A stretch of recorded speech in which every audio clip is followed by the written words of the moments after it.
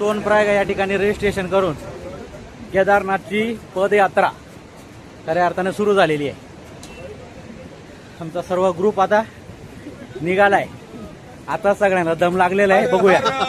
महादेव सगळे आले पाहिजे.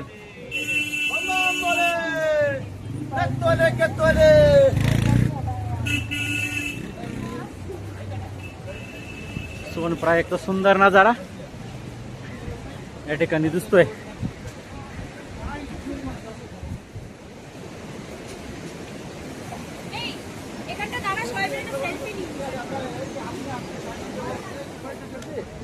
आता आम्ही सोनप्रयाग पासून निघालोय गौरी कुंडाला जाण्यासाठी.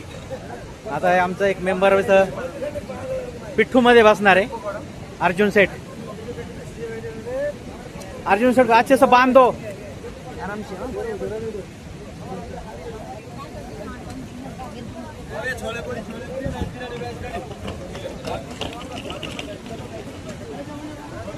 हे बघा सध्याचा असा काही नजारा आहे.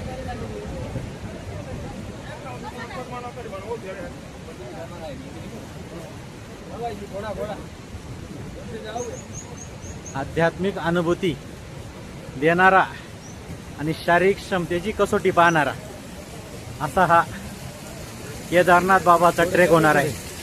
नाही इथून आपण घोड्यातून जाऊ शकतो, बिट्टूतून जाऊ शकतो, डोलीतून जाऊ शकतो, पायी जाऊ शकतो. निसर्गाच्या कृपेवर ही यात्रा अवलंबून आहे. निसर्गाची अवकृपा झाली तर यात्रा खंडित होते.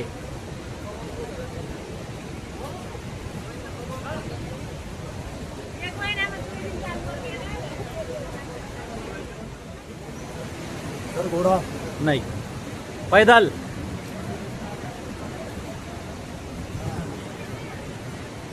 आमचे उमेश बापू हे आज केदारनाथच्या ट्रेकला आलेले. पांडवलेणीचा ट्रेकचा अनुभव आहे, पण केदारनाथचा ट्रेक पांडवलेणीचा ट्रेक जमीन आसमानचा फरक आहे. रामकृष्ण हरी, रामकृष्ण हरी, रामकृष्ण हरी. तुमच्या घोड़े से हम घोड़ा है, खुद घोडा आहे हम. Thank you thank you. शारीरिक क्षमतेची कसोटी पाहणारा आणि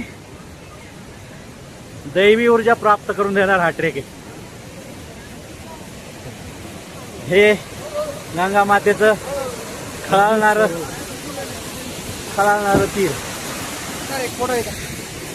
जल्दी जल्दी जल्दी जल्दी.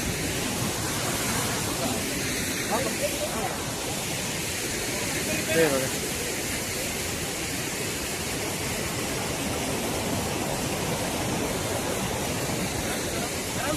अनेक जण भौतिक आनंद घेण्यापासून दूर आध्यात्मिक आनंद घेण्यासाठी येतात.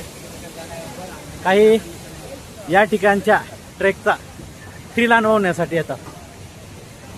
हे सगळे स्थानिक महिला इथं काठे वगैरे विकायला बसतात. नाही सर, केदारनाथला ज्या भाविकांना स्वतःच्या पायाने चालत जाणं शक्य नाही शारीरिक क्षमतेमुळं, अशांसाठी खास पालखीची सोय आहे, घोड्याची सोय आहे.